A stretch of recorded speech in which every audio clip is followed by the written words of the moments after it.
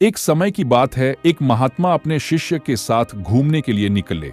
महात्मा को इधर उधर की बातें करना बिल्कुल भी पसंद नहीं था। कम बोलना और शांत रहकर अपने काम से काम रखना महात्मा को पसंद था। लेकिन उनका शिष्य बड़ा बातूनी था। वह सारा दिन इधर उधर की बातें ही किया करता था और दूसरों की बातों में उसे बहुत आनंद आता था। चलते चलते जब महात्मा और उनका शिष्य एक तालाब के पास से गुजर रहे थे तो उन्होंने वहां एक मछुआरे को पानी में जाल डाले मछली पकड़ते हुए देखा। शिष्य को यह बात बहुत बुरी लगी और वह मछुआरे को अहिंसा परमो धर्म का उपदेश देने लगा। लेकिन मछुआरा उसकी कोई बात समझने को तैयार नहीं हुआ। पहले मछुआरा शिष्य की बात को टाल रहा, लेकिन जब शिष्य उसकी बात नहीं माना तो दोनों के बीच में लड़ाई झगड़ा शुरू हो गया। जब दोनों आपस में बहस कर रहे थे तो महात्मा आगे निकल गए था, लेकिन जब ने दोनों को आपस में झगड़ते हुए देखा तो वह वापस लौटे और शिष्य को अपने साथ चलने के लिए कहा और शिष्य का हाथ पकड़कर महात्मा उसको अपने साथ ले गए। महात्मा ने शिष्य को कहा, बेटा, हमारा काम तो सिर्फ समझाना है, लेकिन भगवान ने हमें सजा देने के लिए धरती पर नहीं भेजा है।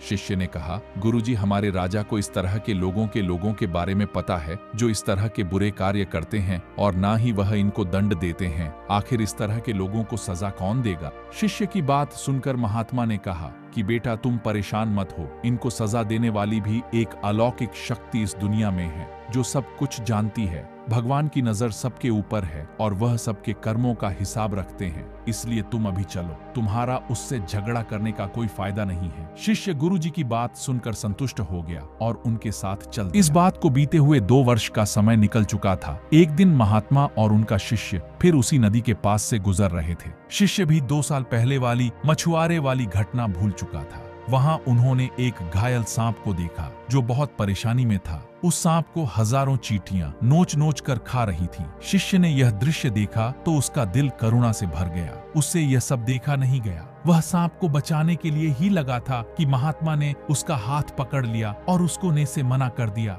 शिष्य ने गुरु से पूछा, आप मुझे सांप को बचाने के लिए क्यों नहीं जाने दे रहे? महात्मा ने कहा, इस सांप को अपने कर्मों का फल भोगने दो। अगर तुमने इसको बचाने की कोशिश की तो इस बेचारे को अगले जन्म में फिर यह दुख भोगने पड़ेंगे, क्योंकि कर्म का फल सभी को भोगना पड़ता है। शिष्य ने महात्मा से पूछा कि गुरुजी, इसमें ऐसा कौन सा कर्म किया है जो यह इतना भयंकर कष्ट भोग रहा है? महात्मा ने कहा कि यह वही मछुआरा है जिसको तुमने 2 साल पहले मछलियों का ना मारने का उपदेश दिया था और वह तुम्हारे साथ लड़ने के लिए तैयार हो गया था। वह मछलियां ही यह चींटियां हैं जो इसको नोच नोच कर खा रही हैं। शिष्य महात्मा की बात सुनकर हैरान हो गया और उसने महात्मा से पूछा कि गुरुजी, यह तो बड़ा ही अजीब सा न्याय है। महात्मा ने कहा, बेटा, इस दुनिया में है स्वर्ग और नरक के सारे दृश्य मौजूद हैं। तुम्हें इस रति पर हर जगह ईश्वर के न्याय के नमूने देखने को मिल सकते हैं। इसलिए अपने कर्म को हमेशा याद रखना चाहिए, क्योंकि सच यही है, जो हम करेंगे वह एक दिन हमें भोगना ही पड़ेगा। महात्मा ने कहा कि हमारे जीवन का हर पल बहुत ही कीमती है,